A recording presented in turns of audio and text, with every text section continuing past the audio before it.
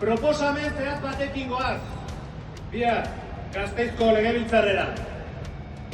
Herri ekimen legegile honek galdera bat planteatu behar die Gasteizko legebiltzarreko alderdiei.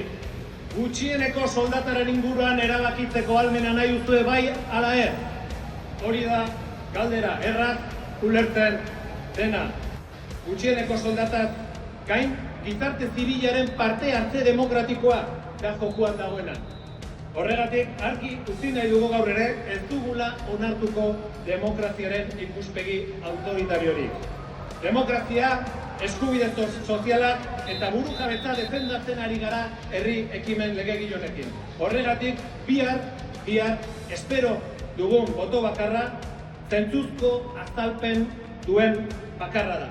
Aldeko botoa. Eskerrik asko. Gora Euskal Herriko langileria, gora Euskal Herri solidarioa!